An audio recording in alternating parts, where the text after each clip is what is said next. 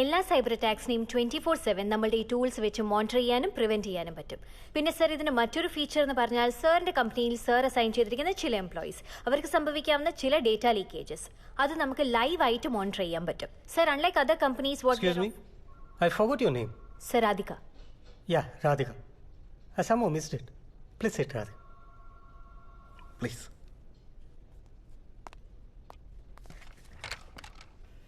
To be honest, Radhika, I'm not here for this presentation.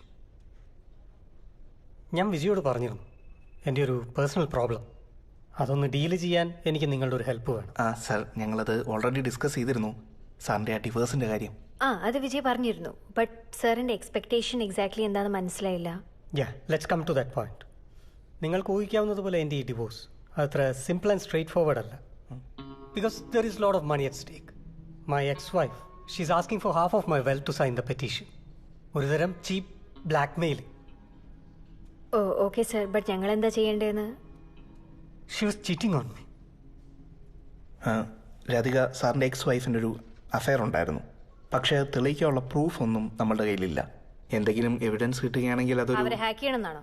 Yes, അവരുടെ phone, email, social media, wherever you can. I'm sure of her illicit relationship. And once I get hold of some chat or screenshot, her blackmailing won't work. I'm sorry sir, അത് ഞങ്ങൾക്ക് ചെയ്യാൻ പറ്റില്ല. See, Radhika, Vijay already എന്നോട് നിങ്ങളുടെ policies explain ചെയ്തിട്ടുണ്ട്. And I value such people. So this work is not going to be cheap. 25 lakh is my offer. Sorry sir, ഒരാളുടെ പ്രൈവസിയുടെ വില ഇതിലും ഒരുപാട് കൂടുതലാണ്. അത് മറ്റാരെക്കാളും നന്നായിട്ട് അറിയുന്നത് ഞങ്ങൾ പോലെ ഒരു സൈബർ സെക്യൂരിറ്റി ഫേമിനായിരിക്കും. സർ, 2017 മുതൽ പ്രൈവസി ഒരാളുടെ ഫണ്ടമെന്റൽ റൈറ്റ് ആണ് ബൈ ലോ.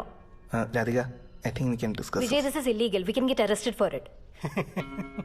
ഈ നാട്ടിലോ മന്ത്രിമാരുടെയും ബ്യൂറോക്രാറ്റ്സിന്റെയും ഫോൺ ഹാക്ക് ചെയ്തു എന്ന് പറഞ്ഞിട്ട് എന്താണ് ഇവിടെ സംഭവിച്ചത്? ലൈക്ക് സർക്കാർ തന്നെ ഇവിടെ ഫോൺ ഹാക്ക് ചെയ്യും. And bloody nobody even cares.